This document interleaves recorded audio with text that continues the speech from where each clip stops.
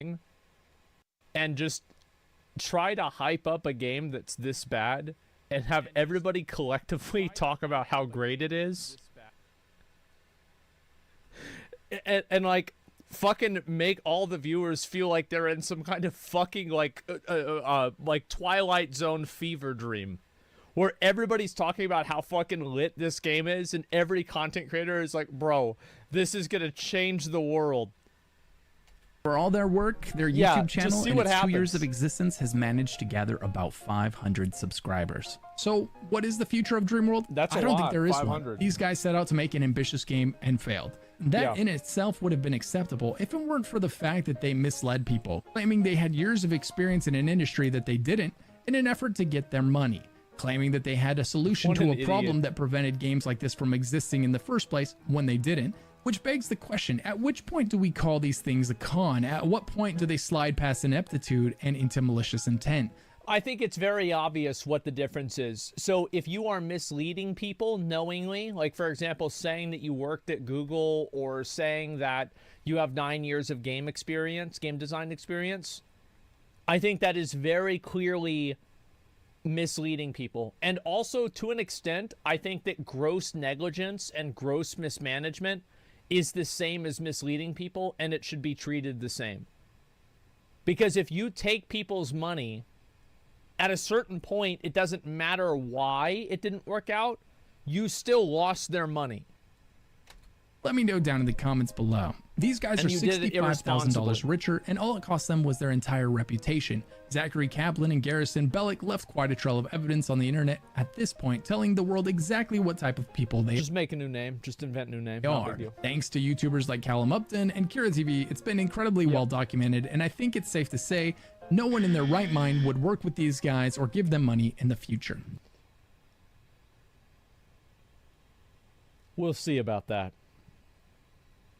Next up, we have Identity.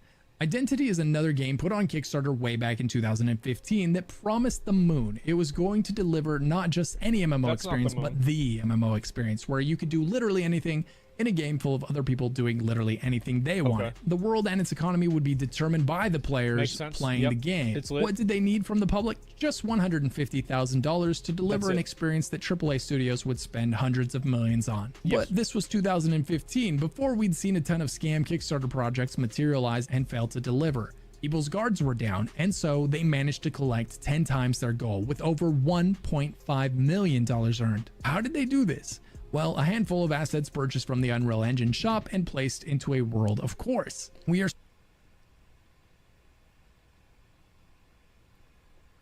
Leave your mark. Gain fame through your expressions.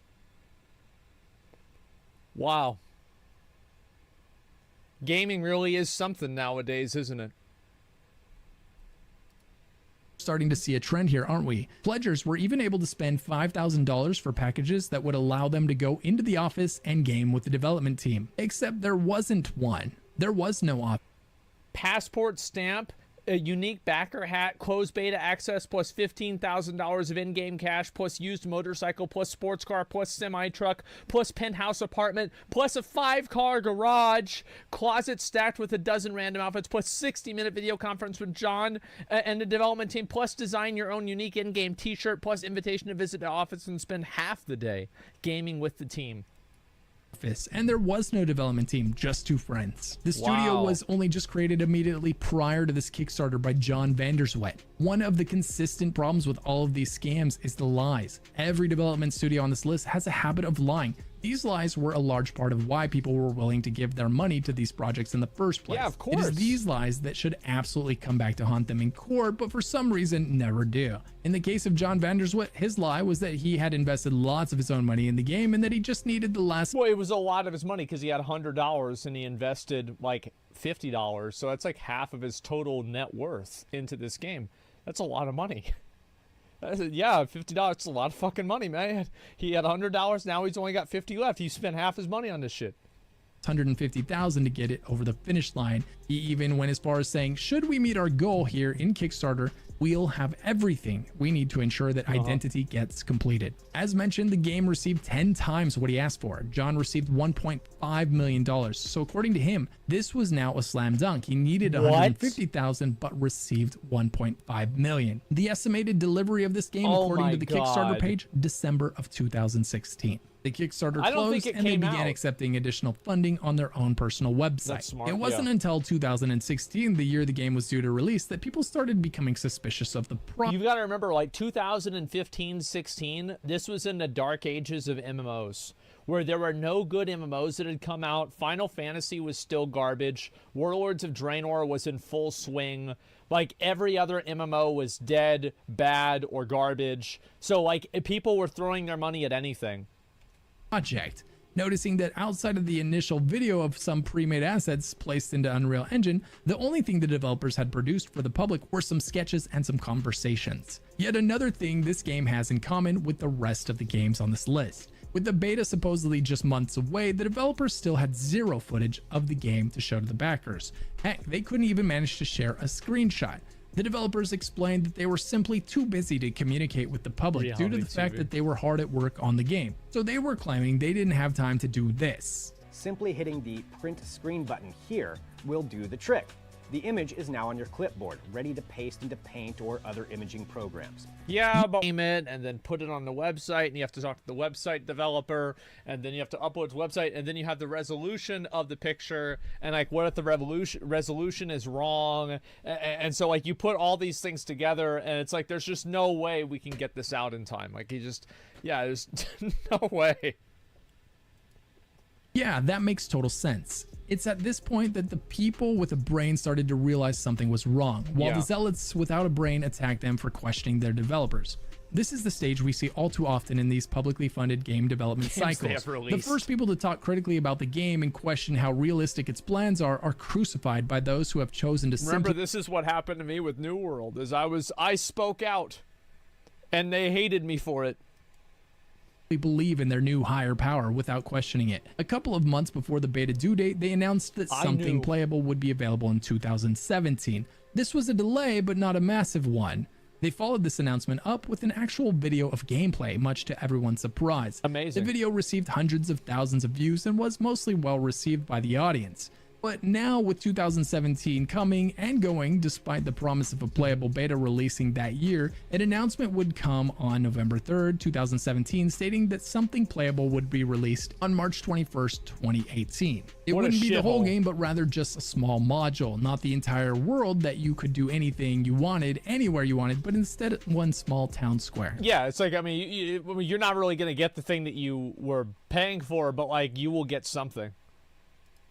At this point, Asylum had raised over $800,000, over 5 times what it asked for. It was also behind schedule and proposing to deliver a small fraction of the game that was promised. But at least it was something tangible. Oh, that's smart for them to put Lyric on the screen, since like Lyric plays a lot of games like this. So it's like, hopefully they're trying to bait his audience into watching it or to get him to look at it. That's smart.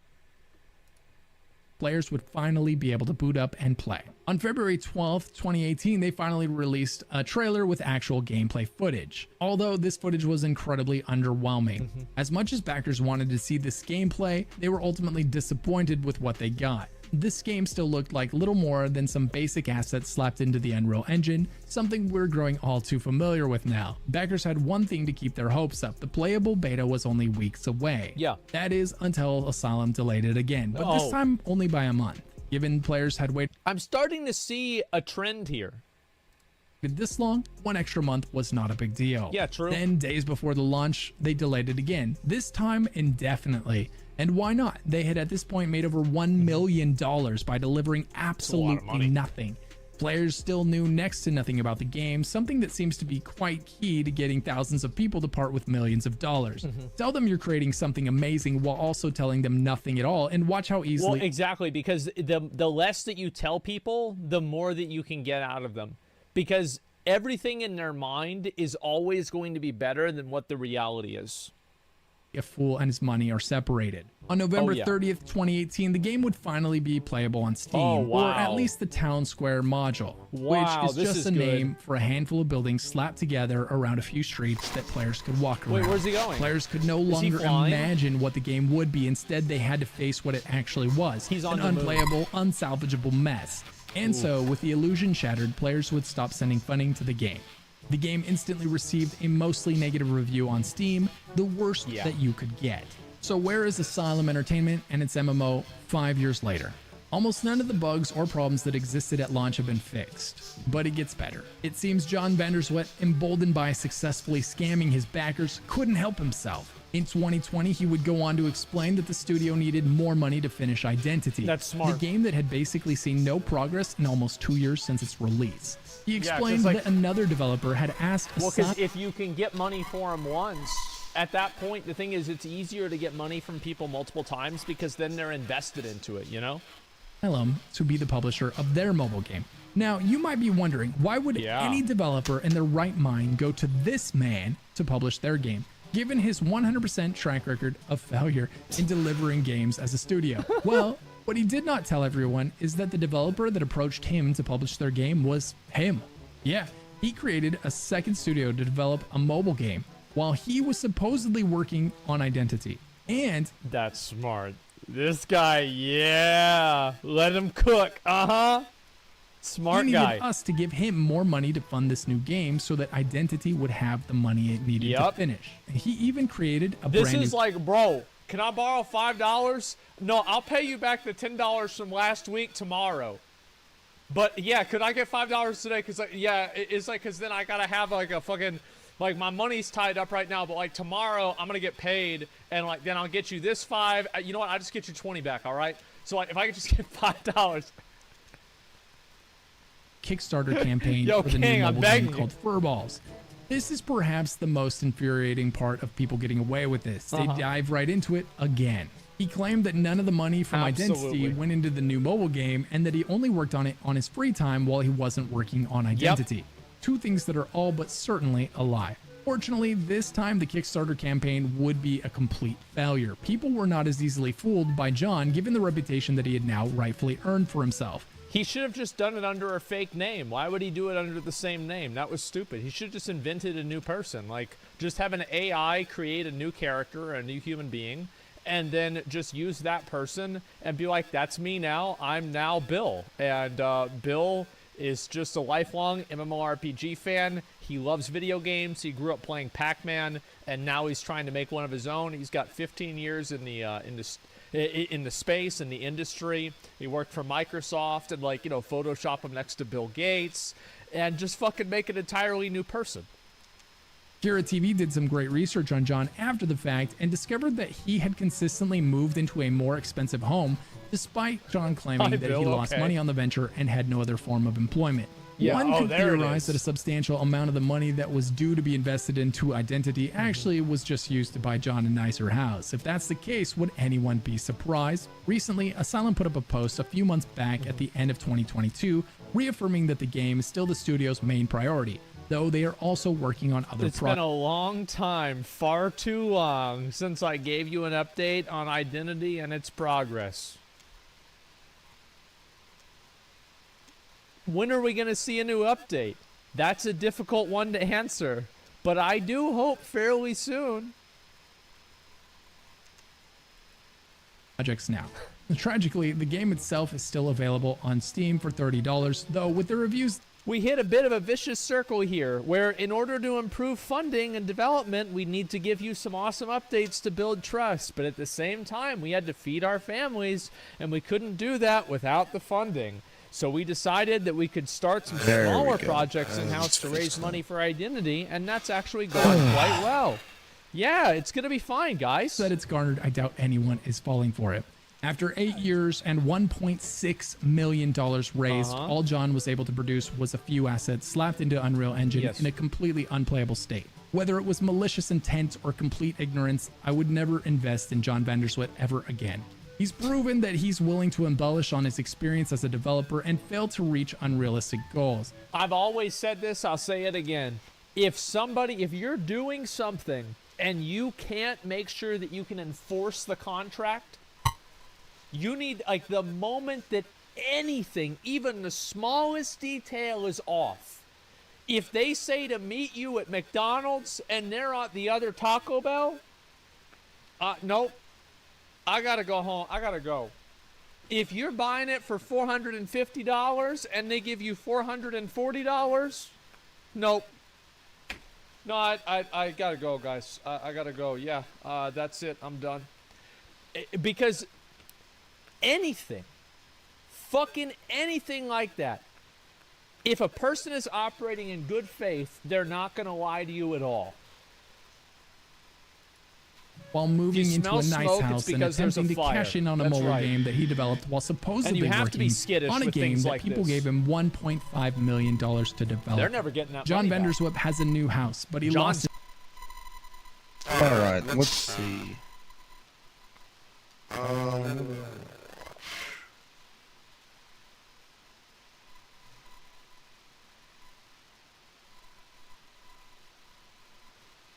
Yeah, let's watch some. Oh yeah, Diablo 4 videos. new Diablo Diablo.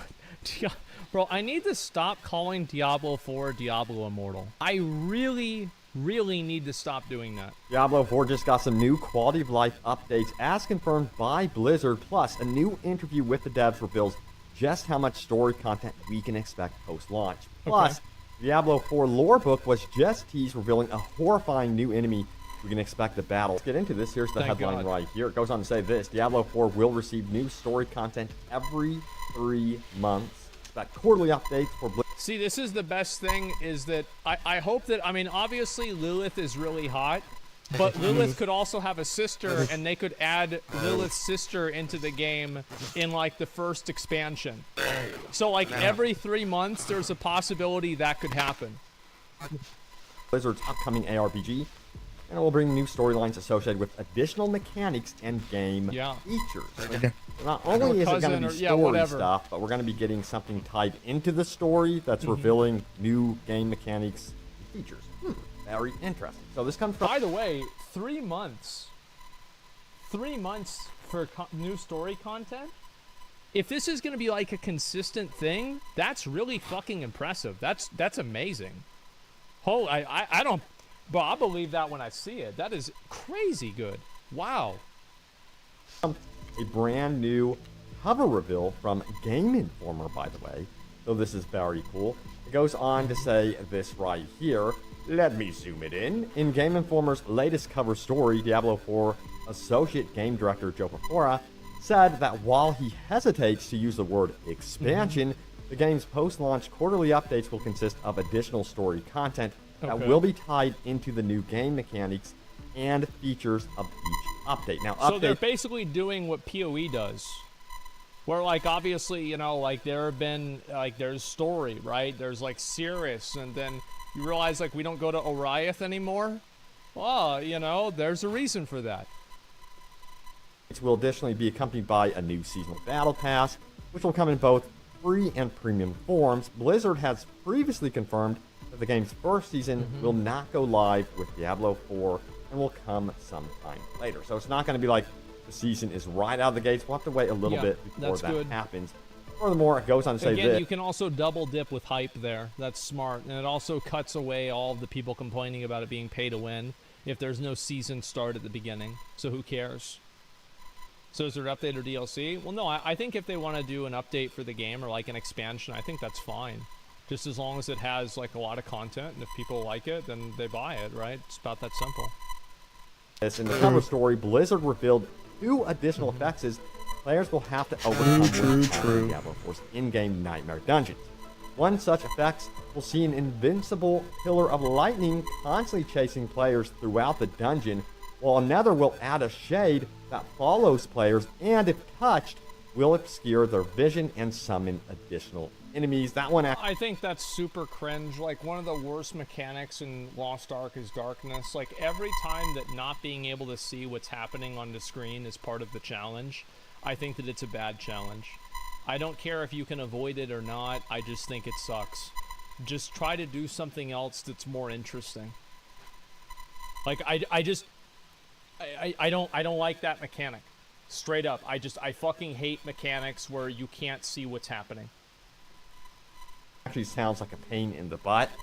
We've seen stuff like that where you do like touch a enemy, an elite, and your vision is kind of obscured, and you know that you have been afflicted. So yeah, that's going to be a thing, and it seems like it's going to be a little bit more intense than what we've already experienced within the actual beta. Now, furthermore, it goes on to say this right here. Blizzard also shared a few new details about Helltides with Game Informer, clarifying that multiple areas in the world can be affected by Helltides at once. Deadlier enemies will spawn within a Helltide's borders, of course, including remix versions of various bosses from This sounds really cool. the game. So that's cool, but I'm also, again, you know, kind of worried about the redundancy that could happen with various bosses appearing in Helltide. Oh, I feel like it will probably be redundant. But how redundant it is kind of depends. Like, if it's something that happens every once in a while, it's fine. Like, having to go back and kill a world boss or something like that, or some empowered area, I think it's fine. It's just about, like, how much diversity is inside of the system and how much of it feels the same. But yeah, I think that's really cool, and I think that adding more world content is a good thing. Getting players to interact with each other in games, I think, is usually a positive. As well as perhaps the dungeons, because we already know the bosses will most likely repeat in these 120 dungeons, and to have them spread out through Helltides, I hope they have some sort of different mechanics with them as well. But it is cool to note that Helltide events can be widespread all at once and be dropping in and out of the world. So I think that's a cool little detail right there. Now, also they did detail some UI improvements. So we're going to talk about this one from the most recent Wowhead interview. Check it out right here. UI improvements. Will the UI be updated with additional quality of life features before release? Now, I do actually have a further update in just... I have to tell you guys, I think that the UI changes make it to where whenever you open UI, it doesn't show your flowers first. It shows your actual fucking stats. Change that. And remove the green arrow whenever you're comparing things that are not one-to-one. The green arrow should never so be annoying. Moment about this where they actually show off what they've done. They go on to say this: there are some points that can be addressed between beta and release. Joe Shelley said, UI will not dramatically change in that period of time simply because there's not enough time. Some Yeah, issues exactly. I really... Like, while the UI, I mean, it doesn't look super cool or anything like that, I actually think the UI is totally fine. I have no problems with the UI. I am very positive about the UI. There are a few things that I think are bad, but those few things I think that they will fix. I think that if Diablo Immortal didn't come out, people wouldn't have as much of a problem with the Diablo 4 UI. I think that the reason why a lot of people don't like it, and the comparisons that I see a lot, are people comparing it to Diablo Immortal's UI and saying these are the same, because Diablo Immortal is bad, then this game is bad. I think the UI is just simply a functional tool. So Just look at Diablo 2's, I say. Diablo 2's, the remake. I don't care UI about is how many sick. little fancy curly cues they have on the edge of the squares. If they want to fix it and make it a little bit better, make it more immersive, that's fine with me. I'm okay with it. But I just don't think this is a burning problem. like bugs need a faster transition, and others are more complex problems, Joe Shelley added. We want the UI to be accessible to all kinds of... Somebody says in chat it's got too many mobile UI similarities, and that's why I think that these comments are just not worth taking seriously. It's got too many mobile UI similarities. What, like, that's a fucking problem? Why is that a problem to you? Like, why? It works. That's why all the games use it. Players, there are a lot of factors we need to think about, and this was recently discovered as well, that they actually adjusted the socket size for inventory. So check it out right here. You can see to the left our brand new version where the socket size is actually bigger, and you can quickly identify it with your eyeballs, as opposed to the beta version where it was much smaller and you're trying to figure out where in the world are the sockable items, but now that has been updated, and it's going to be a little bit of a quality of life adjustment that's definitely going to be improving the experience. That sort of thing that I think really does add up and matter. So I'm curious to see what else they're going to adjust in the future as well. Oh boy, check this out right here. Diablo 4 lore book reveals possible new foe with ties to an iconic boss. So yes, I mean, it's got to be fucking Baal, right? Because that's Lilith's father. Oh shit, I didn't know that. So I mean, I guess so, right? lore book did reveal I did not know that. what is called Mephisto a is? maggot queen. So yes, Oh. this is very Oh, I much didn't know related that. to another enemy that was kind of shown I up thought since they were both pale, he was her dad. I guess I'm a racist. in the Diablo My 4 God. trailers previously, as you can see right here. Looks pretty cool, looks pretty challenging, but what's the difference here between the two? So it goes on to say this right here. Zoom it in. The Maggot Queen's appearance is evocative of Durrell, the Lord of Pain. The Lesser Evil was the final boss of Act 2 in Diablo 2 and is also referred to as the Maggot King. Keen-eyed players that spotted him in the gameplay trailer and beta achievements know Durrell will be reappearing in Diablo 4. Given the similarities in their visual design and naming conventions, the Maggot Queen may be a powerful monster or even a mini-boss that players must contend with when battling Durrell's minions. So that makes sense. And this could actually be one of those bosses or sub-bosses that appear during Helltides that you might be facing off against on occasion as well, which would actually be really, really cool. Yeah, I think that's badass. Just like more different types of bosses is great. I think that's one of the biggest criticisms. Like the bosses they have are, I think, pretty good. It's just that there aren't that many of them. Make more of them. Easy. Now, if you're wanting to prep for the launch of Diablo 4, there is a really, really cool and useful build calculator tool. As you can see right here, yeah, this thing is really cool. So you can select your class, of course. There are your equipment pieces over here as well. They even have some of the aspects that you can expect that can, modify your character. But yeah, you can really get in here. I'm just going to build everything into Whirlwind. So, like, anything that doesn't make Whirlwind do more damage, we don't get it. And anything that does make Whirlwind do more damage, we do get We it. do. Yep, that's true. And that's how we're going to do it. And plot and plan what type of build you want to that do simple? and fine-tune it as you go. So if you want to do like a bleed build, you can go all in for that for the barbarian, for example, and choose whatever class like rogue. So it's very cool, and I believe you can actually go in here and save it as well, and also search out the different skills and abilities that you want to learn about or go ahead and equip, and also share your builds with friends. So this is like one of the best tools I have seen pre-launch for any game. So be sure to check it out. They continue to improve it. So yeah, I'll keep you guys updated on what actually happens with that one as well.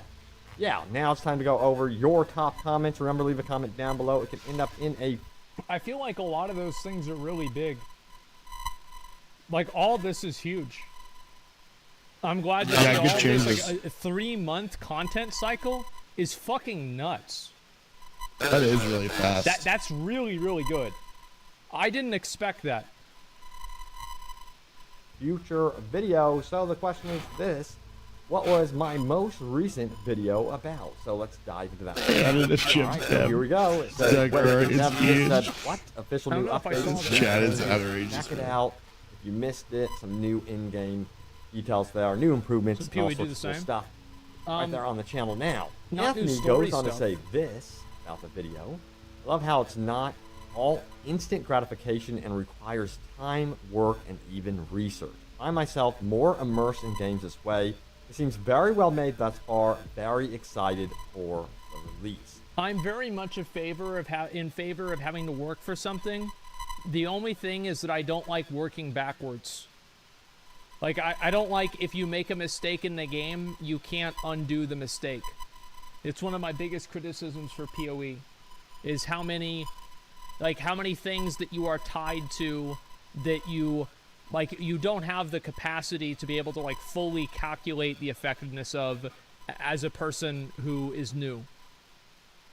You're baited into fucking up. Yeah, exactly. Letting people change things and do things differently is great. I hope they have more of that. Yeah, the payoff can be very big once you find a really, really good build, of course. Now, Mike B says this, love the format of your videos. You're my favorite Diablo 4 news source so far. Keep it up. I'm doing my best, man. I'm going to be hunting down that news for you all, and any updates that come these from videos Blizzard, are I have great. you guys covered. Now, JBCKLC says this, what would be great is an in-game reward to respec, which can be obtained doing a quest line or even the main story quest. I believe that's what he says here. I think that the player base should not compromise on this at all. I think that you should be able to respec for free at all times. With no restrictions. It works for WoW, WoW's fine. It worked for Diablo 3. That has nothing to do with why Diablo 3 was bad. There is no reason why not. If they want to add like a very small gold fee to like slightly combat inflation, I'm not going to like freak out about this. But, and like that's a realistic perspective. But I don't want to have anything in my way. That's kind of what already if happens, I want I to think, change my Diablo build or 4. do something different because I'm bored of what I'm doing. It's literally that simple. Like if I'm bored, I want to play another character. I don't want to have to do something I don't want to do. It's a video game. Why should I have to do something I don't want to do? That's weird. Like, yeah, I don't get it. Shouldn't be a bummer to try a new build. Yeah, exactly. You should have to remake. That's how it goes for us boomers, bro. Yeah, bro. Like, then stay in Diablo 2. That's what I think. Gold inflation won't matter at 3-month seasons. Yeah, I agree. Diablo's a game where you get gold in billions, though. Yeah, there you go. Get ready to respec for each trash pull, then. But you're not going to do that, though. Like I don't do that in WoW. Like, I don't want to respec for every trash. Like, bro, like, here's why you're not going to respec for every trash pull. It's because you're constantly fighting with efficiency. Diablo is a game that's built around efficiency. And if you're always respecking back and forth, you're not being efficient. So that's why it won't matter. Make it so you have to respec back in town? Yeah. It's so easy. This would allow players to feel like they have some wiggle room after making it to the end game and find their current build just isn't cutting it. I love the idea of having an item that enables you to perhaps To fully respec, respec, yeah. and it's kind of maybe considered rare, and you get like that free chance to respec. But Yeah. then on, it might You be should just more be able to costly, respec because with I no know problem. a lot of you guys actually might want it to be costly to respec. Let me know if Why I'm would wrong about anybody that, by the way. want Because That's you stupid. want your build to matter. You want your Your build doesn't matter unless you can't respec? What kind of a fucking moron thinks like that? Yeah, that doesn't make very much sense. That's so stupid. character to feel like this is a personality. I spent my time building this character. Yeah, it might not be perfect, but this is the character I set. Bro, the people that talk like this, I guarantee you, they're so dumb because that's not how the game works. You have Yeah, like, your shit whole changes character board constantly. You have to redo. You have your plugins for the Paragon board. You should be changing your shit all the You have time. your legendaries. You have your gear sets. That your gear sets empower certain abilities. Well, if you change all your fucking abilities, you're gonna have to get new gear. It's like you don't even play the fucking game. Drives me crazy. Yeah, it's like if I have gear for a whirlwind build and I'm like, oh, I don't like this anymore. I want to play upheaval. Okay, go ahead. But all of my gear is whirlwind buffs, so you're gonna have a problem. You've got to refarm the gear. It's such a stupid perspective to have. I don't understand it. Or if this is the story arc of this certain class that I have created.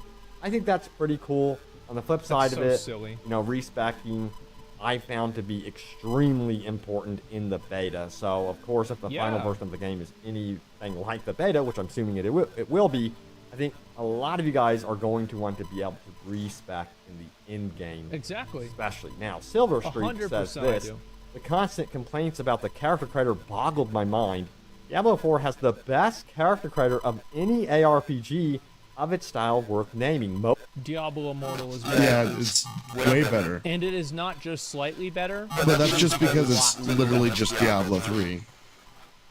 Most of them don't even let you choose the gender of your character or class. That's right. That's true. Usually they have a set character, and guess what? Too bad you go for it. So, yeah, I think the character creator is great, but it's also cool to hear that. Was it? Yes, it was. It absolutely was. And again, the character fidelity and the model fidelity is much higher in Diablo 4 than it is in Diablo Immortal. True. However, the amount of ways that you can customize your character's appearance, there are way more of them in Diablo Immortal than there are in Diablo 4. Yeah, Blizzard is in fact willing to buff the character creator after launch. Yeah, that's I hope the plan. They plan to add more stuff to the character creator to make it even more fleshed out and detailed. So I'm actually looking forward to that. Less but customization. at the same time, it might be pointless because I like to armor up and see all my armor. But there is that transmog system. You have to remember the transmog system. I didn't do any of that. I heard it was really good. So if you don't like to be more armored up and you want to be like a necromancer that is, you know, kind of all skinny and emo and has no chest piece. I am also of the mindset that I think that classes should, like, the physique of the characters should mirror the class. I don't want to see a skinny barbarian, okay? No. I don't want to see a fat necromancer.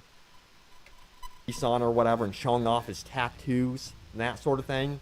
That's where the character creator does actually matter. And yeah. So we'll see if they throw those character creator options into the battle pass eventually, if that's what they're talking about, or if they're just going to put it right in there at the base of the character creator. But anyway, there it is. Thank you all so much for watching. Stay tuned for more Diablo 4 updates and, of course, open world gaming goodness. I hope to do some other cool videos beyond Diablo, so look out for that. Thank you so much for watching, and I will see you all next time. Take care. I think these videos are great. I really do. I love them. So this is a great video. I didn't even know about this new thing with the Hell Tides, and especially with the 3-month cycle is what was so fucking crazy. That's impressive. I'm going to link you guys this video. Make sure to give it a like. These are fucking great. Holy shit. But imagine skinny Druid, then the 17 damage would at least be real. Yeah.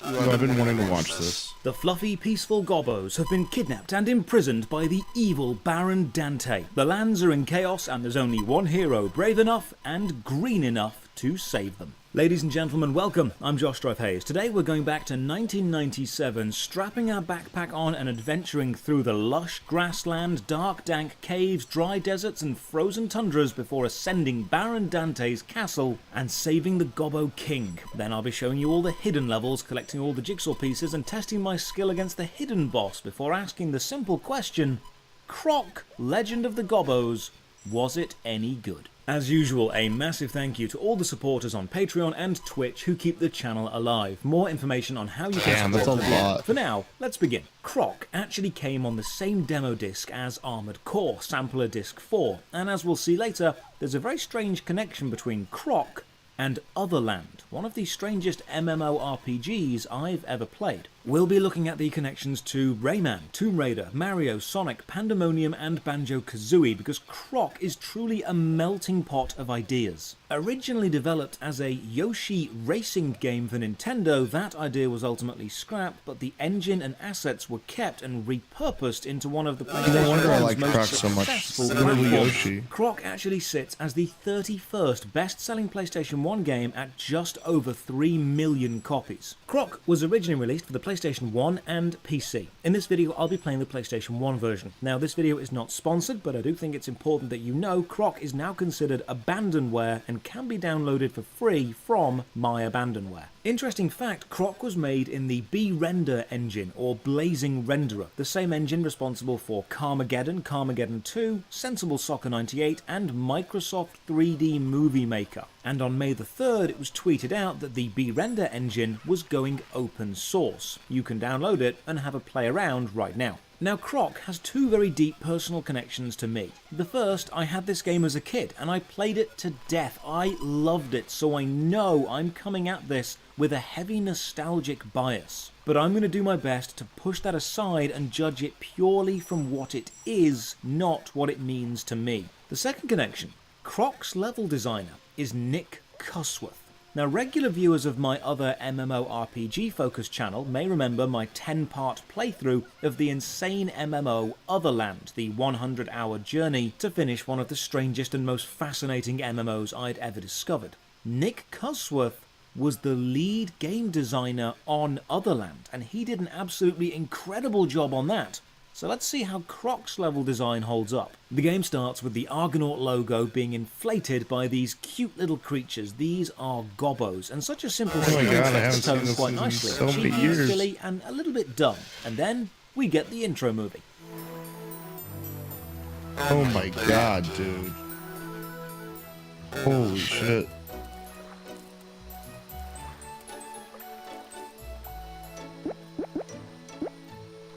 Oh my god, I forgot they find him.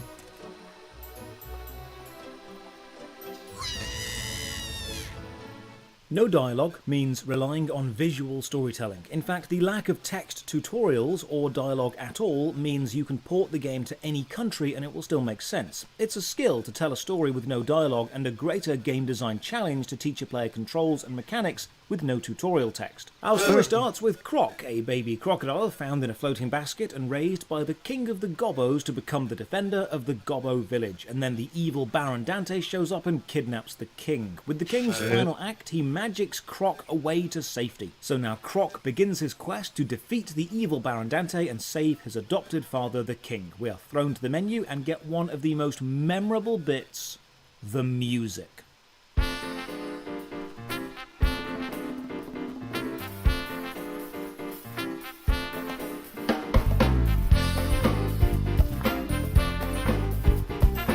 So good, man. The music in Croc was composed by Justin Charvona, who previously worked on the Lemmings soundtrack, and would go on to work on Croc 2, Alien Resurrection the Game, and Bionicle the Game. For Croc, Justin went with jazz, funk, and general grooviness. It's catchy, it's fun, and you'll find yourself humming the main theme for years after you finish the game. The game itself is divided into 5 worlds with up to 8 levels on each world, 6 platforming levels and 2 bosses. The level notation is 1-1, reminiscent of the Mario games World and then Stage, and links back to its origins as a Yoshi game. The controls are relatively simple, forward, backward, left and right, but tank controls left and right, turning Tomb Raider style. L1 and R1 strafe very slowly, X jumps in the air, and pressing X while you're in the air makes you stomp down. You can break boxes and kill enemies by stomping on them. Square is your tail whip attack, similar to Crash Bandicoot's signature spin, and holding triangle lets you manually look around and admire the view. Circle does a quick 180 spin around. You can do this while on the floor or in the air to get around quicker, and that's pretty much it. The controls are very basic, but we'll see the game does introduce new mechanics consistently. The pacing of increasing the platforming complexity and mechanical challenge is very nice. Each level is broken into smaller sections, rooms if you will, and transitions between these sections vary from simply walking through a door to a more complex stamping on a wooden board and falling into the well. I thought it was so cool you could fall through the well. Felled trees, but once you're underground, you've got obsidian caves and lava flows, complete with moving platforms. And some platforms which shake and then crumble away. Around the level, you'll see gems. These work like the rings in Sonic. Collect 100 of these to gain an extra life. If you take damage while carrying any number of gems, they will fly out of you and begin to disappear. You can collect them quickly before they do. As long as you have one gem, you effectively have a shield. Get hit with no gems on you and you will die, lose a life, and have to restart the level. If you lose all your lives, you have to restart the game. And the hitboxes in this game are awful. It's extremely hard to tell when you are too close to an enemy, so you will die a lot. Some gems, however, are special. Each level has 5 hidden coloured gems. Finding them all unlocks the hidden bonus gem door at the end of that level. In the first few levels, this is really easy because the coloured gems are coloured while floating in the world. You can see the red or the green or the blue.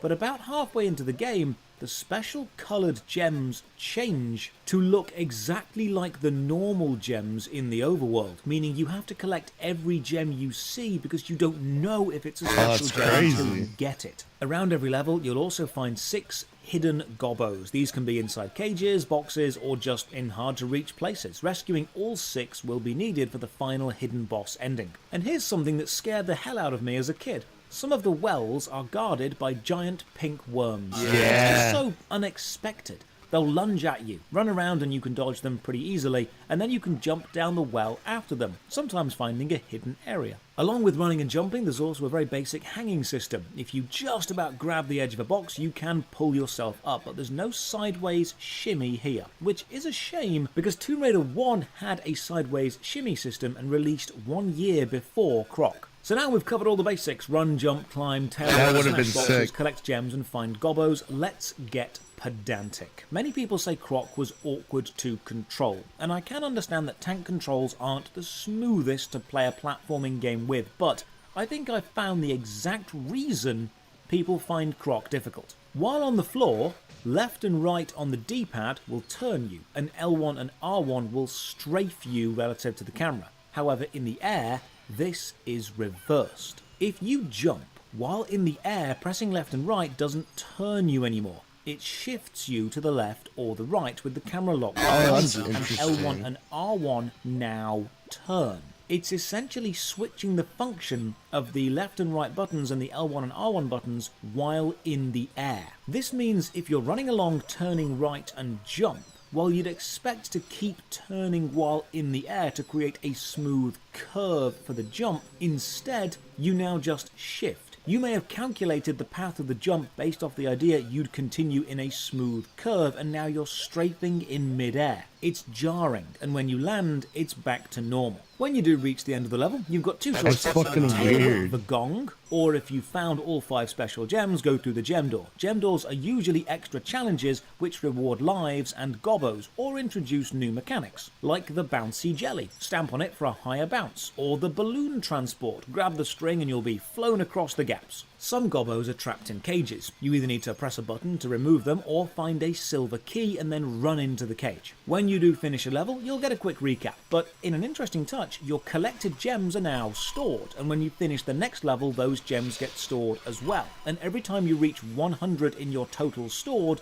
you'll get an extra life. So gems stack between levels in your storage. Within the first few levels of the first island, you can very clearly see the multiple inspirations for Croc. The origins of being a Mario game, a kidnapped royal family member, the naming conventions of levels being world-stage, Croc himself likely being born from Yoshi, the backpack of Lara Croft from Tomb Raider, the tank controls, running, jumping, swimming, swinging, the level selection map screen and tailspin attack of Crash Bandicoot, press square to spin, find the hidden coloured gems in a level to unlock a hidden path. The gems acting as the rings from Sonic, taking damage and spilling them all around, pick them up before they fade. The gobbos being cute and trapped in cages like the Electoons from Rayman, having 6 hidden in every level and needing to find all of them to unlock the true hidden boss. But probably the most direct comparison platformer to platformer, and likely the reason Croc never quite rose to superstardom despite doing well, was Mario 64, which actually released 1 year before Croc. The N64 had the analog stick for fluid 3D movement, a complex triple jump mechanic, an open hub zone to act as the map, freedom of choice in the level order, and much bigger environments. Even the Croc 1 review from IGN back in 1997 opens with the line,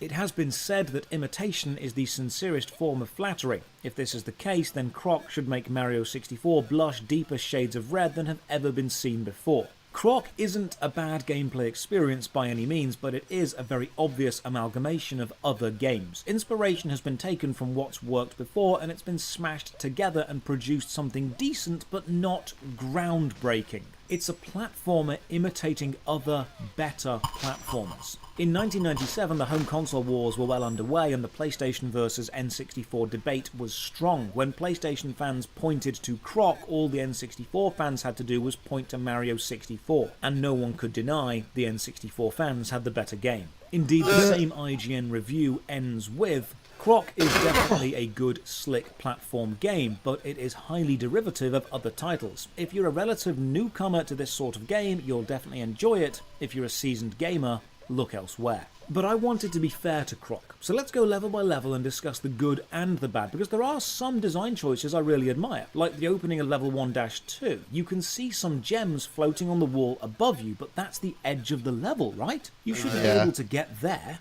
Well, you can climb up and run around. This is a great touch. Platformer games need a way to hem the player in, and by letting the player explore on what they believe to be the top of the level, you're removing that feeling of boundary. Croc's levels aren't big, but they do feel open because there's a sense of depth. Then there's that thing up there toward the skybox. In these caves, the smashable boxes are cleverly woven into the platforming itself. Your first instinct is to smash a box, but you need to climb over them to reach the higher areas first, and this is a puzzle choice we'll see done repeatedly. Sometimes you have to backtrack through levels, finding a key toward the end and remembering the cage at the start, and they're always optional. It's never anything complex, but it does add a little variety. It's not always forward progression. If you do finish a level and miss a gem or a gobbo, you need to replay it, but thankfully each level only takes about 4 or 5 minutes. They are extremely short. 1-3 starts with a nice touch, which will come to haunt your playthroughs. If you turn around and look behind you, you'll find some boxes.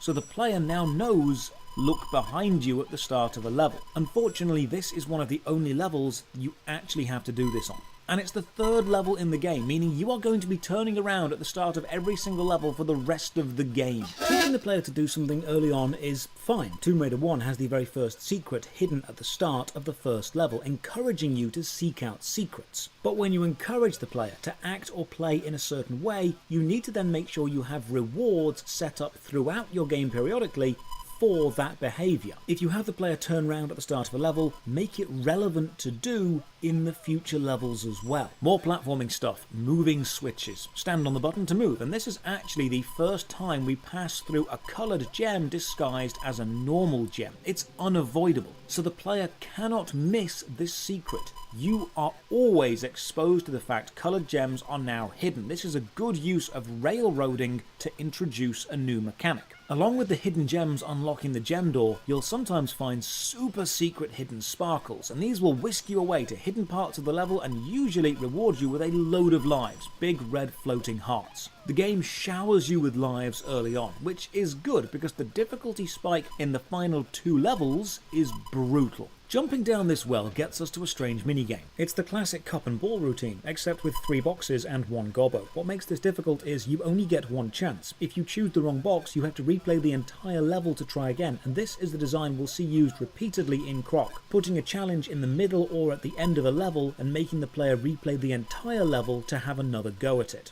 Now we get push blocks, move them around within the limitation of the purple floor. Push block puzzles are insultingly easy. I know this is a kid's game, but every single block puzzle is just push the block a few spaces forward, jump on it, win. Another mechanic we'll see used as a crutch later. Sometimes you'll find golden keys and they unlock golden locks on doors. Now you'll usually always find golden keys in your regular level route, so it's not really a case of finding a key and backtracking, it's a case of here's a key, here's the door, keep going. The first use of the ladder of boxes level design. Run to the top, smash the top one, repeat. Another design choice we will see used many times. I've realised by now that Croc uses a select few designs repeatedly. The button minigame, the box ladder, the key then door, pushing a block one space and then jumping on it in many of the levels. And this has pros and cons. It's good that the levels themselves contain varied mechanics, but the variation very quickly becomes stale and causes all of the mid-game levels to blend into one big feeling level. The worlds don't feel different. Aesthetically they look different, but mechanically they play the same. And the levels within the worlds themselves don't feel unique. They all feel like a remix of the same 6 or 7 mechanics. The only exception being the final castle island, which pulled out all the stops and shows what Croc can really be. We'll get to that world eventually. Hiding the key behind the exit gong, you sneaky game. I like it. Another gem minigame. Splat the sheep. Why? This is also the first experience of the 3-button game, forwards, left and right. Jump on the button to do a thing. And I think it's probably this button game that was responsible for the switch in movement from the ground to the air. While in the air, pressing left and right to move from button to button is actually quite easy. Unfortunately, the game itself is just not that engaging. I think Croc's designers knew they had limited resources to work with, and they knew the 3-button game was going to be a crutch. Now the first mini-boss. A little cinematic shows Baron Dante using his evil magic to turn this bird into a boxer, and we have to set off to fight it. Boss levels all start with smaller platforming sections leading to the fight. Another mechanic. This platform, which looks like the Chaos Undivided symbol. Stand on it and it moves. Turning now turns the platform. And while I like the idea of the platform itself and can see its possible use in a bigger puzzle, its use here highlights another major design issue. Every puzzle in Croc is self-contained. In this room, you do this, move on. In another room, you do this, move on. Every puzzle is a small combination of a few mechanics, but has no real impact on the level as a whole. You could rearrange the individual levels within a world, or even individual rooms within a level. You could mix and match between transitions, and you wouldn't actually lose anything. It feels very fragmented, like there's no cohesion between the loading screens. The rooms themselves don't need to be in this order. The levels don't need to be progressed in this order. It's almost like they designed a puzzle and then just slapped it down, without thinking of its greater impact in a greater puzzle. On to the first boss, and there's no way to avoid this. The bosses are bad. There's one mini-boss and one main boss per world, and then the final hidden 9th boss. The process for beating all of them is almost identical. Hit them 3 times. Each boss is only vulnerable after they do a move to attack you. The only change in mechanic is baiting them into doing their move. This boxer dude punches, then gets tired. Tail whip him when he's tired. But there is challenge to the fight, just not from the intended mechanics. It's from the atrocious hitboxes. If you get a little too close and you are not locked into your tail whip animation, you are vulnerable, so you will die. But you have no idea how close is too close because the hitbox of the enemy isn't mapped to its model. It extends into the general area around the model. So the majority of your deaths in Croc will not feel like your fault. It will feel like the game has suddenly decided, oh, you die now. Beating a boss always shows them reverting back to their normal mode, and then the magical bird comes and whisks you away to the next island. In 1-5, there's an enemy flying around a platform I need to get to, so I kill it. But by the time I press a button and get back to the platform, the enemy has respawned, which is a nice touch. Enemies do not stay dead for long. They respawn quite quickly, because defeating the enemy is part of the puzzle and is designed to be done within the process of the puzzle, not done ahead of time. They've managed to make sure combat is integrated into the flow of your movement through the level. You need to attack while jumping after having pressed the button. This is the process they developed, and this is what you have to do. This is nice. I now accidentally break a box and think, I needed that to jump on. So I quit the game and go to restart, and I learn a valuable lesson. Croc does not have an autosave. It needs you to manually save after each level, or write down the password. And this brings me to my problem with Croc's password system. Passwords in Croc are input using the directional buttons on the PlayStation D-pad, up, down, left and right. If you saw this symbol, which direction do you think this means? I mean, it's pointing to the right. So many people would assume it means right, but wrong. That's left. The PlayStation directional pad looks like this. So instead of using arrows to represent the directions in Croc's passwords, they've used the exact button shape from the controller itself. Now this shape looks fine on the controller because all 4 buttons are converging in the middle of a circle, but taken out of context looks like it's pointing in the opposite direction. And given how a password in Croc PlayStation 1 looks like this, you can see it's not the most visually pleasing, user-friendly password system. Eventually the game does start to show glimpses of what it can be once it stops copying and starts pushing its own boundaries. This fireball room. Run forward, hit switch, spin round, climb up. Croc doesn't have the smooth or free-form flow of Mario, but it does have tight enough controls that when it starts making the platforming difficult with timing and precision jumps, it does become a lot more fun. 1-6 adds in metal grills. You can swing under these, just jump at the right time and you'll grab on. Now you can't attack while swinging and the camera will sway quite heavily as you move. In later levels you'll end up swinging under and then jumping on and backtracking over these, which leads to quite nice, densely packed platforming puzzles. Chase the box, another mechanic used about once every world. It'll run directly away from you, so you can make it bounce off a wall and then jump on top of it. A nice little distraction, but again, a completely isolated mechanic from the rest of the level. There's never a moment where chasing a box is part of a larger, more elaborate puzzle. The individual design elements feel so fragmented. It's got moments of decent design, like these moving platforms you need to time your jumps across, like a backward moving log conveyor belt. It's just a shame that Croc's mechanics all exist in walled-off sections of the level, and one mechanic very rarely benefits from the existence of another. Imagine this log platform bit leading to a spiral of crumbling platforms which lead to a platform above with a moving box on it, but parts of the floor fall away and you need to make the floor fall and then force the box to drop through the hole you've created so you could push it onto a lava river and jump across.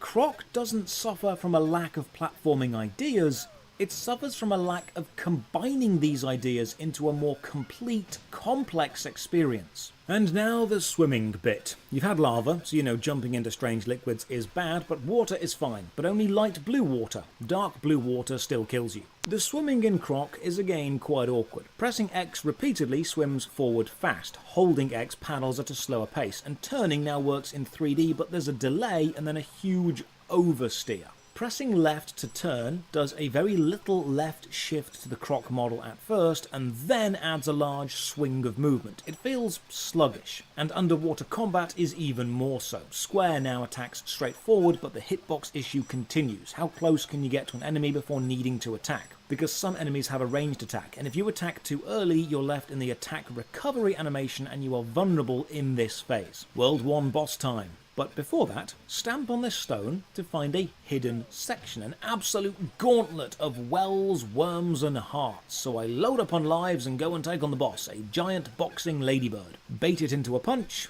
tail whip it so it falls down, then stamp on its stomach. Repeat 3 times and win. On to World 2, the Land of Ice. An ice level in a 90s platform game of course means slippery surfaces, slow acceleration and then no friction, and now a nice exploration of the hanging mechanic. Some enemies walk on top of the grills and then stamp down. If you're under them when they stamp, you'll be knocked loose. Unfortunately, there's no real way to know the range of the knock loose effect from the enemy, so you just need to time your movement to swing under a stamp. Nice touch. Combat is now getting a bit more risky. Enemies charge towards you, and if you miss a tail whip or mistime a slam attack, which is easy to do because ranges and hitboxes aren't obvious, you'll be hit while still recovering. Now the ice does make platforming more difficult, but unlike Rayman, the slippy low friction movement on ice does not continue into the air. In fact, if you jump, you'll immediately regain full control, so jumping across ice is a good way to not slide around. World 2 Stage 2. Level name, Be Wheelie Careful. Named because of the big wheels you have to jump across, and while this level name does make sense, most of them don't. Every level in Croc is named, and most of them are puns. I snow him so well. License to chill. Lights camel action. Life's a beach. And some are just descriptions of the mechanics you're about to face. Mud Pit Mania having a lot of mud pits. Leap of Faith being mostly a jumping level. By now, the secret gem doors are substantially harder to access. You'll find the end of the level gong and then think, nope, I'm not done yet. Getting all the coloured gems isn't hard, so you do feel inclined to see what the secret actually is. Like this move the cauldron back and forth to catch falling gems minigame.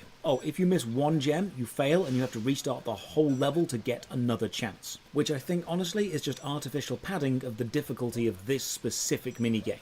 catch all the gems, and get the last gobbo. World 2-3 is probably one of the best designed parts. It's a loop level. You need keys, buttons and boxes, but only by running around the whole level twice do you unlock everything needed to actually advance. They did a lot with a limited space. It also shows you how gems softly sink underwater, which shows they did think about underwater physics, which means it's a shame they never used that in a puzzle context, like pushing a box onto a switch underwater. This is when we reach this small but densely packed gauntlet of mechanics, moving platforms, jumps, enemies. This is probably the moment Croc starts to break away from its derivative nature and becomes more its own thing. It can be a densely packed platform puzzler with multiple mechanics all relying on each other when it tries to. The issue is it just doesn't try all that often. And again, if you think I'm being harsh or unfair to an old game by judging it from today's standards, remember Croc came out 1 year after Mario 64, 1 year after Crash Bandicoot, 2 years after Rayman, the same year as Tomb Raider 2. Even comparing it to its contemporaries at the time, Croc's platforming mechanics left a lot to be desired. But you do have some nice touches, like how on the cold levels, Croc shivers if you don't move. It's a nice idle animation, but again, I'm thinking, is this a Croc-specific design?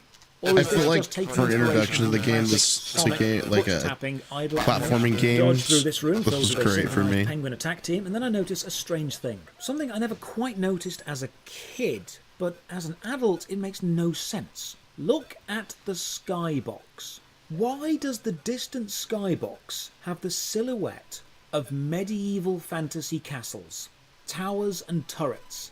That doesn't fit the aesthetic of an ice level at all. I'd expect ice drifts or glaciers, maybe an igloo, snowflake motifs. But look, it's giant mushrooms, smooth shapes which look like plants, flora and fauna, Stonehenge, pointed spires and castle drawbridges. Why is a fantasy magical aesthetic skybox being used for an ice level where you never encounter any of these things? And this made me question, is Croc simply the best use of a collection of assets that they already had? Did they already have this skybox and just decide it'll do? I can't see anyone designing a skybox for an ice level and going with this theme out of choice. It feels like they just already had access to this and made the best of it. And the more I think about this, the more it makes sense, because Croc started as a Yoshi game, and this skybox, despite being used in the ice level, is quite literally a mushroom kingdom. The ice mini-boss is some guy with a jetpack. Wait for him to fall to the floor, tail whip him 3 times, done. The start of 2-4 is nice. You get presented with this lovely view of various mechanics and you instantly begin planning a route, and now you're timing jumps onto platforms, shooting up and hopping through a tunnel filled with unstable platforms, and this does highlight a strength of Croc. The camera is quite good. It's almost always where it needs to be, directly behind when you are moving and swinging round in tight spaces to help line jumps up. The advantage to being a linear game is they can design the camera to drift into a soft-locked, helpful position for set-piece design. This soft lock actually happens in boss levels too. Normally the camera is behind Croc, but in a boss level it's gently pulled to either side to keep the boss in frame even if you are running sideways, because they know seeing the boss is more important than having a camera directly behind you in this situation. That's a really nice mechanical touch. Having the camera act differently at different parts of the game is a risky move because players value consistency, but altering the camera's behaviour very slightly to enhance the player's experience of a given moment is a nice thing to do. These platforms with arrows pointing down drop after being stood on, and I have to ask, what's the difference compared to a crumbling platform? Both of them drop you down after the same amount of time. Both of them respawn. This is a mechanically identical reskin of a platform type we already have. World 2-6, a larger version of the backward moving platform treadmill. I jump, miss, and fall to my death, but I spot a strange looking platform below. So I time a risky jump, land it just, and get whisked away to another secret. I have to say they have really hidden these secret platforms remarkably well. If you didn't backtrack or fail that jump, you wouldn't see this. Another 3-button minigame, Pop the Penguins, same as the sheep one from earlier. World 2 boss level, and oh okay, now we start to play around with the ambient lighting. I like this. The shading on Croc's character model is lovely and the light source is nicely respected. And the use of flying enemies, hazards and buttons within a low light environment adds a whole new dimension. Now don't get me wrong, I like this level, but I'm reminded of the low light level from Rayman and the low light level from Crash Bandicoot. And it's this constant comparison which is hurting my experience with Croc, because in Crash and Rayman the lack of light makes sense given the context of the level. In Crash you're sneaking through an unexplored part of Cortex's castle, and in Rayman you're in a cave. But in Croc, it almost feels as if they've decided, right, now it's the low light level with no real reason for it being a low light level. If Croc was the first platform game you ever played, I can imagine you would absolutely love it and think it was groundbreaking, doing all these super smart things. Yeah, if for you sure. watch it after playing the games it's inspired For sure, by, especially as a you little feel kid. like you're watching a clip show. A greatest hits of mechanics out of context. Croc is not a bad game, but I don't feel it does anything uniquely Croc. There's nothing I can point to and say, that's what makes Croc Croc. Right. That's what Croc does better than anything else. That's what Croc did that moved the gaming landscape forward, because honestly, it doesn't. It's a decently fun, competently made collection of mechanics heavily inspired by things other games have already done. Next boss, a Yeti created from 4 sheep moulded together by Baron Dante, so when you attack one it splits into 2 smaller enemies and then finally 4 even smaller ones. Tail whip them each to finish them off. Off to the desert. I do appreciate the small graphical flourishes, like the edging of the question mark boxes and the runic inscriptions on the frame of the area transition doors, or the tar pits having angled, slippy edges so floors are now a bit more hazardous. This level nicely combines 2 mechanics, bouncing jelly and long jumps. You need to run, jump and bounce off the jelly to make it. Now that is a lovely example of taking 2 simple mechanics and combining them together to make a different, more engaging experience. Yes, the traditional desert elephant.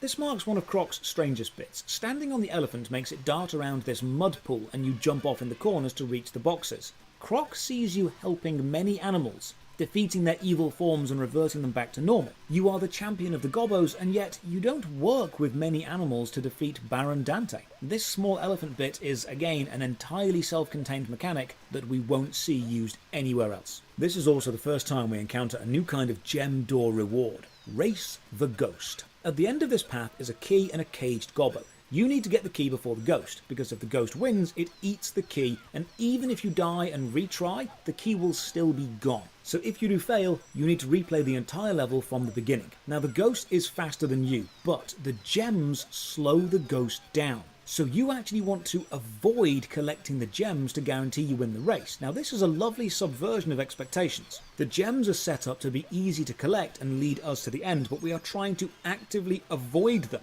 Nice use of the gem mechanic. 3-2 Mud Pit Mania, another level which is very enjoyable. Thin platforms surrounded by deadly mud pits, low light, stretch platforms, hanging grates and precision jumps. Nice design all around. And then there's this random whirlwind which throws you away. I think you're meant to time running past it, but it grabs you and pulls you in even if you're quite far away. Again, it's a hitbox issue. Optional paths in the dark, flying enemies ready to knock you out the air into deadly mud, risky jumps into potential death, slowly creeping around to see the faint glimmer of a platform. This is an undeniably fun level. And then we even expand the underwater potential, adding in timed electric gates and enemies which shoot projectiles, and you have to dodge with a well-timed underwater dash. This is much better. We're now using the unique underwater control scheme to provide a gaming experience the player cannot have above water. Timed dodges. Above ground, another mechanic. A jar of fireflies provides a short duration of light, so you know when to jump. This level feels like they took a step back and said, right, I know what we're doing, but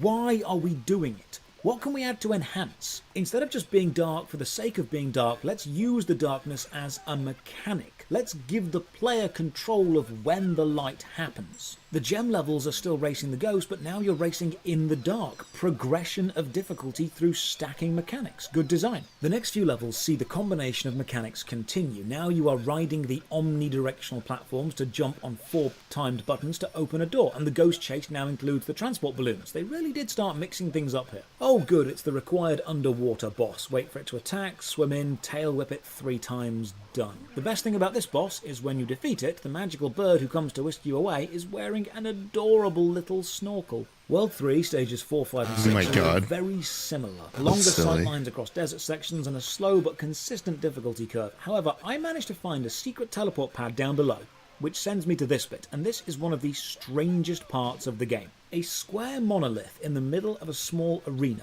with a tube at the top of each side face, with water pouring out of it. and a single enemy strolling around the top. Now the water doesn't seem dangerous and the enemy can't attack me. None of this seems to have any mechanical impact. In fact, this is the only time we see bursts of water. I don't quite get what this bit is. This feels like an unfinished idea for a puzzle they just slapped into a secret area. I'd describe this whole collection of levels, the mid to late desert section, as the forgettable bit. You know when you play a game as a kid, you replay the first few levels again and again and again, and you memorise them, and if you struggle you find a cheat code and skip to the end and play those levels and memorise them, but these levels, the forgotten middle, this is the bit you just don't have any attachment to. I replayed the game for this video, and even I'm having trouble remembering exactly what happened in the desert. I remember sliding into mud pits a lot and some enemies shooting me off a hanging platform. And then I just about remember the desert boss, Cactus Jack. Yeah, I don't think I got this far. A large arena with a cactus spine machine gun, and then a whirlwind spin. Same tactics, wait for him to finish his attack, tail whip him 3 times, done. And now we're on to the penultimate world, Dante's Tower. 4-1 is a faster paced journey around the outside of this evil tower. The general aesthetic is black, red trim, gold highlights, suede and deep oak. It's classy and stylised, stained glass windows in the empty black skybox. It's no doubt a visually striking level, and probably one of the most memorable parts of the game. Also, it comes with some of the strangest one-off mechanics, like needing to push this stack of metal boxes into a spiral ladder without any of them falling off each other, then jumping up the edges to get to the top of this building. Or perhaps my favourite bit of design in the entire game, this room.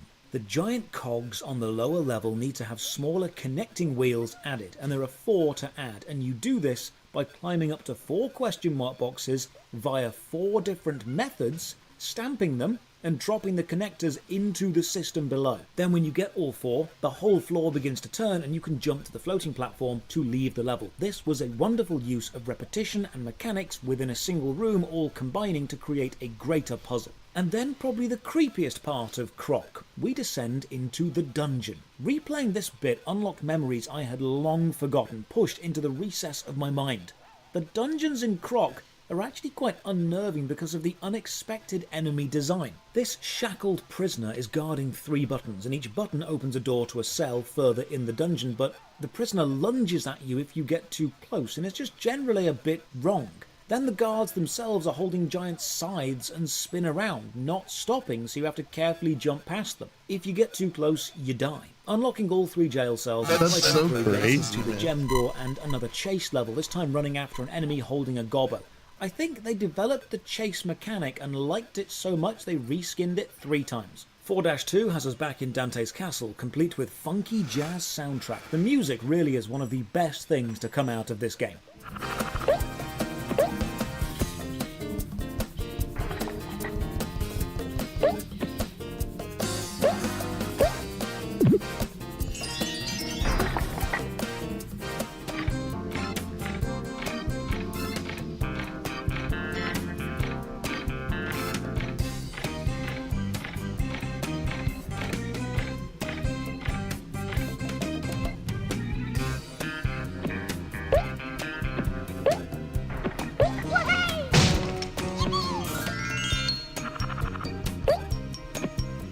I like how sometimes you just hear a distant laugh from Baron Dante. And talking about Baron Dante, the big enemy, let's just address the elephant in the room. Large, in-control reptile, big castles, small minions, staircases and luxury, family portraits and traps.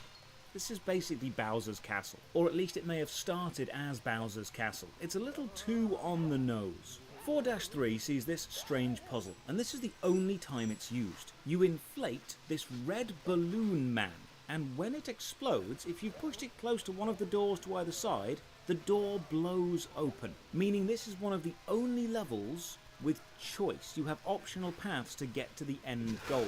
What is the only time this mechanic is used? Who is the balloon guy? Onto the tower mini-boss level. Now the approach to this boss gets us some nice new mechanics. Shrinking floor tiles. In fact, an entire staircase of shrinking floor tiles. Croc does have a bit of a habit of introducing a new mechanic and saying, right, here's a whole staircase of the stuff. The boss here is a little different. A donut-shaped room. They throw bombs at us, and you've got to make the bomb walk over a bounce pad to launch it back toward the boss. Now, I'd like to give this boss praise for being original, both with the room design and the method of attack. but again, it's taking inspiration from the 2.5D platform puzzler Pandemonium, which released 1 year before Croc. In Pandemonium, all boss levels are donut-shaped, scrolling around the edge and flinging things toward the boss. So we launch 3 bombs at it, and it's done. 4-4, Ballistic Meg's Fairway, we get a new enemy type. This speedy dude runs in a straight line and leaves a trail of fire behind them, and a new mechanic. Buttons can flip platforms, switching them from spiked to flat. And it's a shame this mechanic was saved until the last level, because there's a lot you could have done with this on previous worlds. So we're closing in on the final level. Here's my big issue with Croc. It's not a bad game. It's clearly looked at many other very successful platformers and taken inspiration from them. It's taken the ideas and the design elements, but I feel it's failed to understand why those games had those elements. Those games didn't make them as surface level choices, but Croc did. In the original games, they mattered either mechanically or to the lore or story of that game. Croc is using them, but not understanding them. Take the level select screen. You're flying around an island. This is taken from Crash Bandicoot. In Crash Bandicoot, however, the island remains consistent and you track your journey from seashore to the factory. And you see the dotted line leading to the next level. The adventure you go on is related to the dotted line. If it's vertical, it's a climbing level. When you reach the last level, you can track your journey all the way back to the start. It's the same in Super Mario World. In Croc, each world has its own island, and when you move from level 6 of one island to level 1 of the next, there's a black loading screen. So you have no way to relate one island to the other. You don't know how far you've travelled. It's the map of Crash Bandicoot without the meaning of the journey. In Tomb Raider, Lara Croft wears a backpack because you pick items up and use them. You can access the backpack as a game mechanic. It carries your medkits and keys. Croc wears a backpack because Lara Croft wears a backpack. You don't need it for any reason. It's a visual choice not related to a mechanic. In Rayman, Mr. Dark destroys the Great Protoon, which scatters the Electoons across the land because he was the thing holding them in harmony, and then he imprisons them so they can't fight back. And your act of saving them is essential because in the final fight, Mr. Dark takes away your ability to punch, and that is restored to you by the Electoons that you've been saving. In Croc, Baron Dante kidnaps the king and the Gobbos end up scattered around the world for no real reason. He hasn't captured them. Most of the Gobbos are just hanging out in various places and Croc finds them. Sonic is collecting the Chaos Emeralds because if he doesn't, Dr. Robotnik will collect them all and rule the world with an awesome power. Croc is collecting 5 coloured emeralds each level because there's a mechanic that will open a door. It feels like Croc has used all of the choices of other games but not understood why those games made those choices. It's borrowing the results without going through the process which makes the results meaningful. It's not a bad experience, but it does feel like quite an empty experience. 4-5, one of the strangest starts. The level begins on a falling block and then pirates drop down and you fight them off.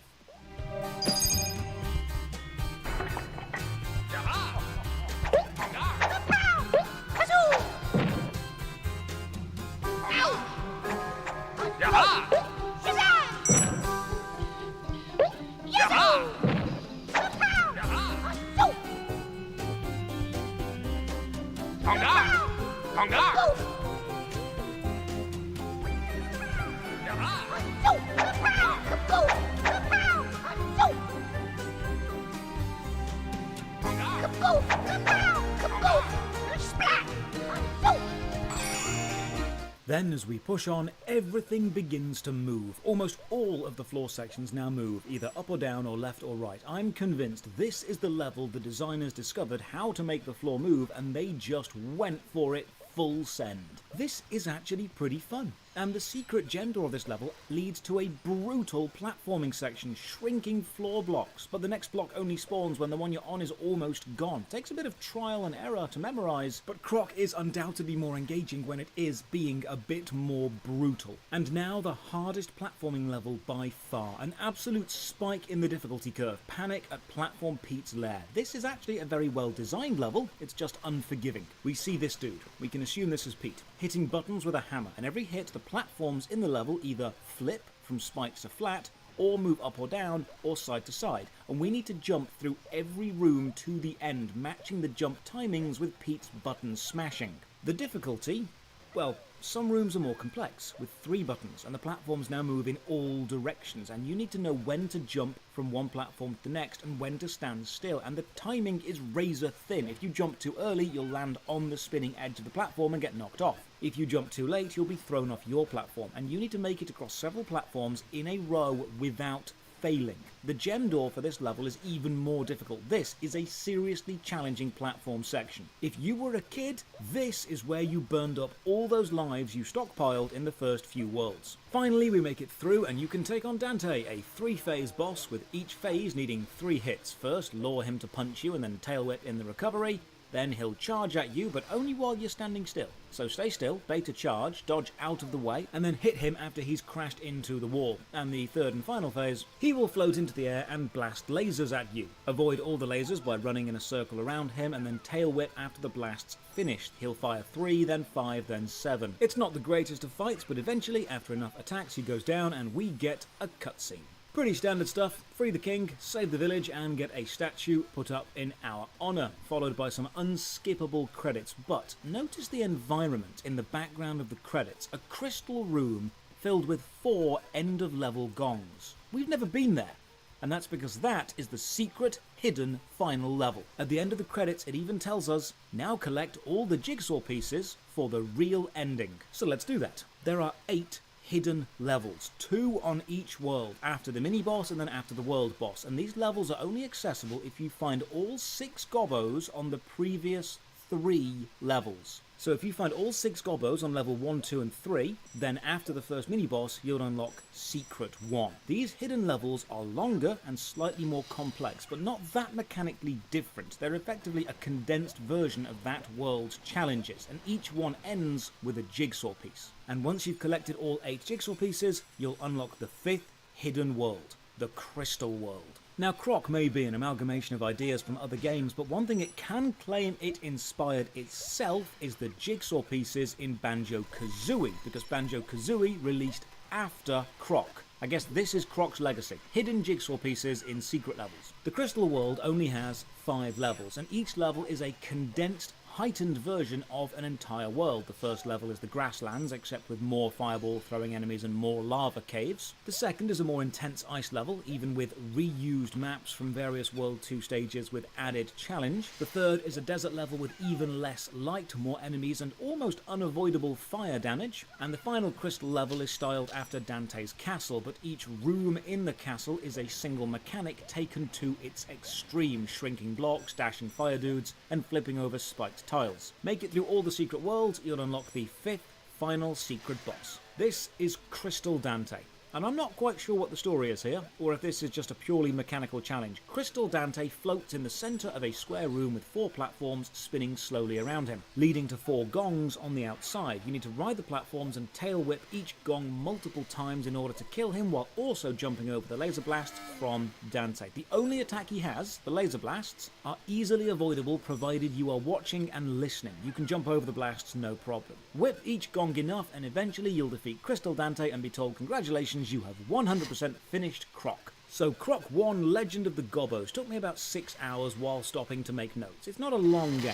but now we've finished it, we can ask, was it any good? Despite my nostalgia and childhood love for the game, I must be honest, it's a pretty standard platformer. And while it's going to be fun for newer players, more experienced gamers will realise it's extremely derivative of other better games. Croc feels like a greatest hits compilation of various mechanics and design choices, but doesn't always gel those choices together, either to each other or to its own character. The first island is a nice intro, Dante's Tower is a lovely experiment in taking mechanics to extremes, but the few middle islands are pretty forgettable. It's not a badly made game, but it's nothing you've not seen before, and you won't have any real reason to return. I feel Croc stands on the strengths of its emulation of other games of the genre instead of doing anything uniquely Croc, and while Croc 2 would release in 1999, that would also suffer from the curse of imitation, being compared unfavourably to boys, we're starting the streaming. Warped and Gex and sleeping stream is starting now. Kill an Afternoon essentially exists as a melting pot